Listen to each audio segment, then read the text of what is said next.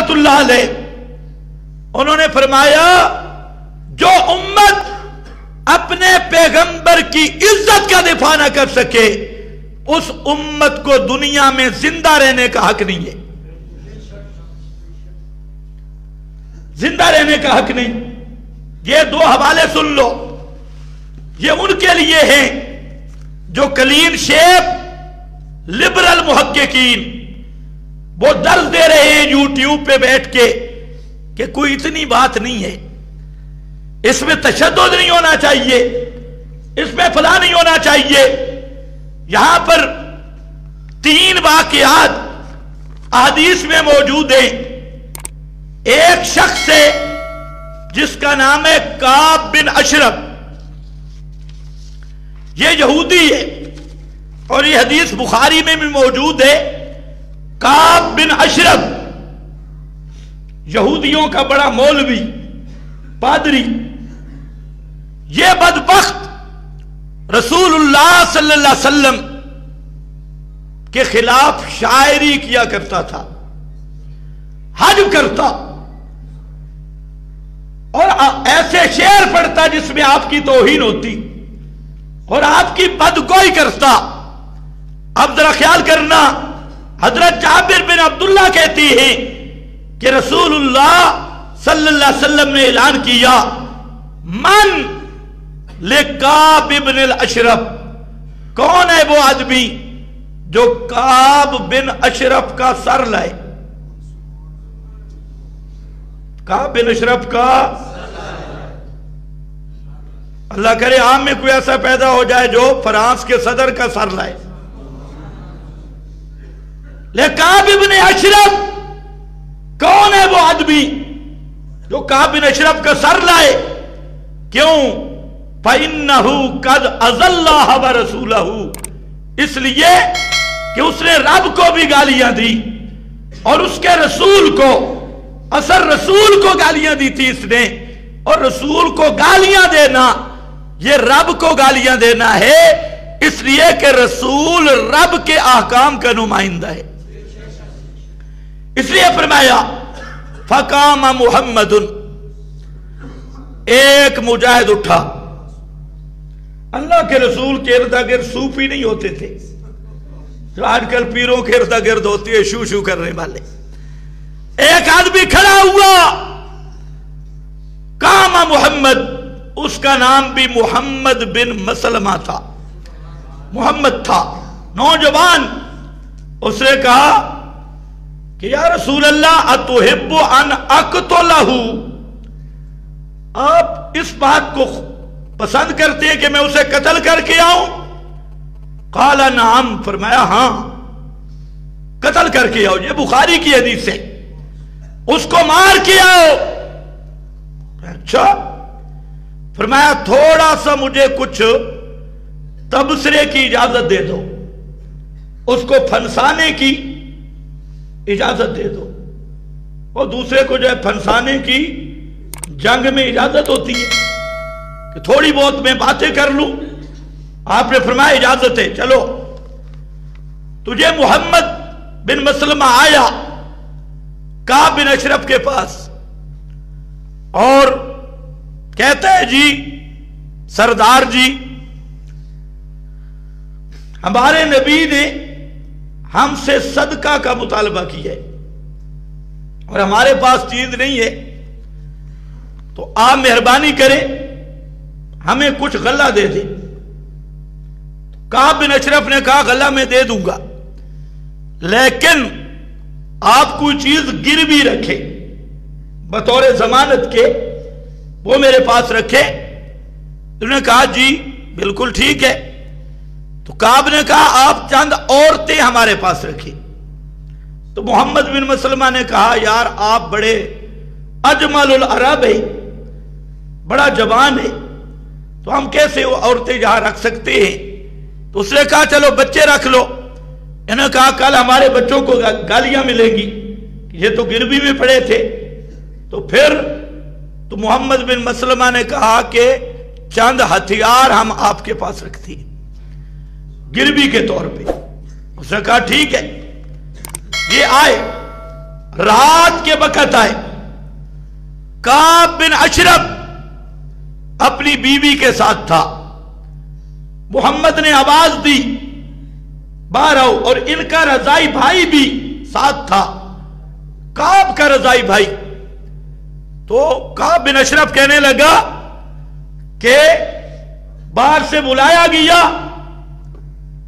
تو be be نے کہا کہ یہ آواز بڑی خطرناک لگ رہی ہے. یقطر منہ الدم، اس سے تو خون کے قطرے ٹپک رہے ہیں.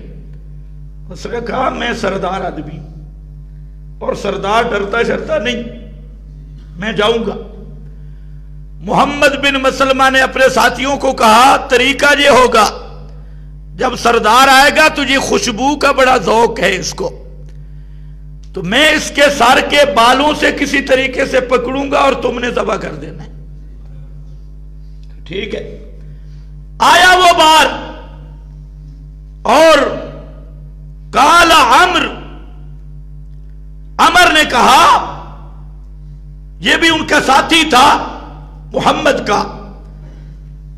تو محمد وہ جب آیا کعب بن اشرف تو انہوں نے کہا سردار جی آج خوشبو بڑی خوبصورت لگئی ہے، بڑی خوشبو ہے، اور ان لوگوں کو تھوڑا سا اوپر کرو تو اوپر چڑھ جاتی. انہوں نے کہا تجھے نہیں پتا کہ یہ خوشبو میں نے خاص کر اپنی بیویوں کے لیے رکھی، عورتوں کے لیے رکھی. اس نے کہا سردار جی ذرا سر آگے کرو میں سونگھ لوں. اجازت ہے، مجھے بڑی پسند ہے. اس نے سردار جی نے سر آگے کیا تو سردار جی کے بال بڑے تھے، محمد نے بالوں سے پکڑا اور پچھلوں کو اضربو ہو، اڑا دو اس کو. تو اسی طرح بالوں والا سر اس کے ہاتھ میں رہ گیا اور دھڑ پیچھے رہ گیا. اور جی آیا نبی کریم صلی اللہ علیہ وسلم کے پاس، وہاں پر آیا.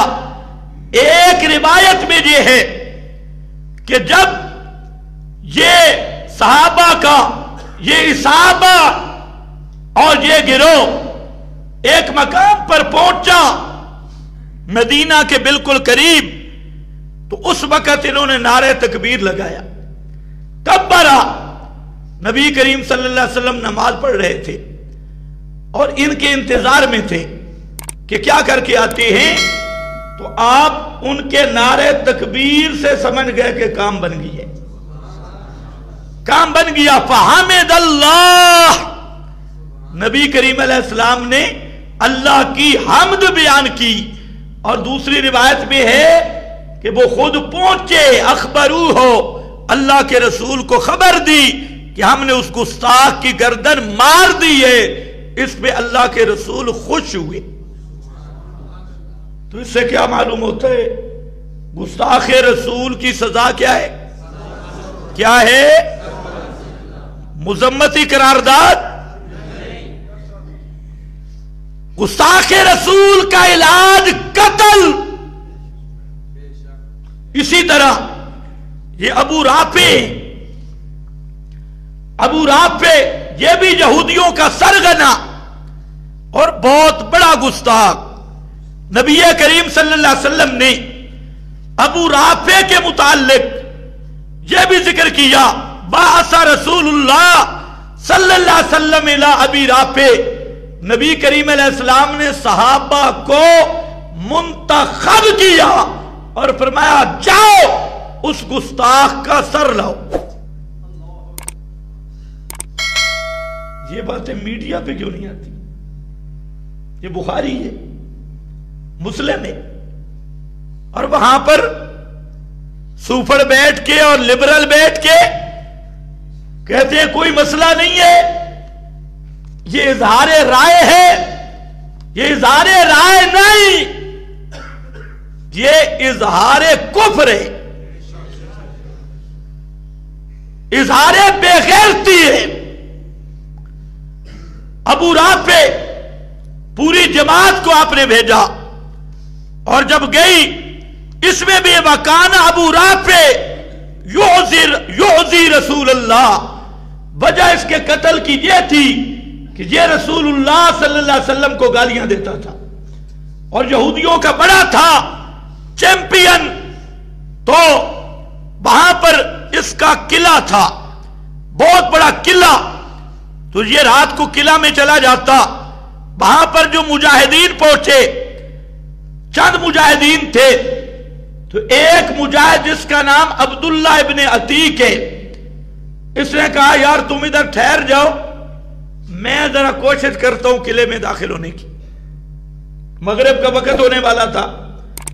تو یہ ایسا ایسا قلعے کے دروازے کے اندر آ کے بیٹھ گئے اور ایسی ہیئت بنائی، اوپر چادر کر لی کہ کوئی سمجھے قضاء حاجت پہ بیٹھی۔ تو وہ جو دروازے پہ دربان تھا اس نے سمجھا کوئی اپنا آدمی ہے اور یہ قضاء حاجت کے لیے بیٹھا ہے، اور یہ بھی اللہ کی شان کہ اس دن وہ لیٹ بھی ہو گئے تھے، ان کا گدھا گم ہو گیا تھا، اس کو تلاش کر رہے تھے۔ تو خیر عبداللہ کہتے ہیں کہ بواب اور دربان نے مجھے آواز دی، او اللہ کے بندے آ جاؤ۔ اس نے کہا جی میں بالکل آ گیا، نام آ گیا۔ کہتے ایسا میں اندر داخل ہوا اور اندر ایک جگہ تھی اس پہ چھپ کر بیٹھ گیا۔ اس نے سمجھا جی اوپر چلا گیا۔ وہ جو بواب تھا اس نے دروازے بند کیے، چابیاں ایک طرف رکھ دی، میں نے وہ چابیاں اٹھائی، جب وہ چلا گیا۔ اور وہ جو ابو رافع تھا اس کی رات کو محفل جمتی تھی، بڑے لوگ اس کے پاس ہوتے بیٹھک پر، تو کہتا ہے کہ میں داخل ہوا، ایک ایک دروازے کو بند کرتا گیا، اوپر چڑھتا گیا، جہاں تک کہ ابو رافع کے کمرے میں داخل ہو گیا۔ جب وہاں داخل ہوا، اب سناٹا تھا، رات کا پچھلا پہر تھا، اب اندھیرا تھا کمرے میں، میں دیکھ نہیں رہا تھا کہ ابو رافع کہاں ہے۔ تمہارے پیر تو ہر چیز دیکھ لیتی۔ یہ عبداللہ ابن عتیق تھا، کہتے ہیں میں نے آواز دی جا ابا رافع، او ابو رافع۔ وہ اٹھا اور کہتے کون ہے اس وقت؟ کہتے میرا نشانہ بن گیا۔ جب بولا نا کون ہے تو میں نے رکھی تلوار، صحیح کر کے رگڑا دیا، لیکن دل مطمئن نہیں ہوا۔ میں باہر نکل گیا کمرے سے، وہ چیخنے لگ گیا، اس کی بیوی چیخنے لگ گئی۔ تو میں پھر آواز بدل کے آیا، میں نے کہا اللہ خیر کرے، کیا ہو گیا سردار؟ میں پوچھ رہا تھا بھئی ہے کدھر، ہر طرف رونے کی آواز آ رہی تھی۔ تو اس نے کہا کہ مجھے تو آدمی مار گیا، تلوار ماری۔ کہ اچھا، کہتے میں نے اس کے سینے پہ رکھی تلوار اور تلوار کے اوپر چڑھ گیا، لیکن چڑھ کے جھٹکا دیا، دل پھر بھی مطمئن نہیں ہوا کہ پتہ نہیں یہ بے ایمان مرا بھی ہے یا نہیں۔ تو باہر نکلا، خیر چاند کی چاندنی تھی، سیڑھیاں جب میں اتر رہا تھا تو 2 سیڑھیوں کا مجھے پتہ نہیں چلا، سیڑھیوں سے میں گرا اور میری ٹانگ ٹوٹ گئی۔ ٹانگ ٹوٹی تو میں نے اپنا وہ پگڑی اتاری، اپنی ٹانگ کو باندھ دیا، اور میں نے کہا اس وقت تک رسول اللہ صلی اللہ علیہ وسلم کے پاس نہیں جاؤں گا جب تک اس بے ایمان کے موت کا اعلان سن نہ لوں۔ تو کہتے باہر میں بیٹھ گیا، ٹانگ ٹوٹی ہوئی ہے، سرد راتیں، لیکن حضرت عبداللہ ابن عتیق باہر انتظار کر رہے ہیں، اور دشمن کے قلعے کے سامنے کہتے جب مرغ نے اذان دی تو ایک یہودی نے اعلان کیا، او لوگو تمہارا سردار ابو رافع قتل ہو گیا، شہید ہو گیا، شہید فی النار، وہ مارا گیا۔ یہ اعلان ہوا، کہتے میں دوڑا رسول اللہ صلی اللہ علیہ وسلم کے پاس، اور ٹانگ باندھی ہوئی تھی۔ آپ نے فرمایا یہ کیا ہوا؟ کہتے میں گر گیا، تو آپ صلی اللہ علیہ وسلم نے اپنا لعاب میری ٹانگ پہ لگایا، اور لعاب لگنا تھا کہ اللہ نے ایسی شفا عطا کی کہ اس کے بعد وہ ٹانگ درد بھی کبھی نہیں ہوا۔ تو گستاخان رسول کا یہ علاج ہے، ٹی ویوں پہ بیٹھ کے مذمتیں نہیں۔ اللہ کسی کو توفیق دے دے، بلکہ دعا کرو اللہ سب مسلمانوں کو توفیق دے، تمام عالم اسلام کو توفیق دے کہ وہ اس معاملے پہ اکٹھے ہو جائیں، رسول اللہ کی عزت کے دفاع کے لیے، شاعر اسلام کی عزت کے دفاع کے لیے، اور اس کا حل کیا ہوگا؟ اس کا حل صرف اور صرف ایک ہے، اور وہ جہاد کا راستہ ہے، اور کوئی حل نہیں ہے۔ تو بہرحال وقت اوپر ہو گیا، مضمون رہ گیا۔ بآخر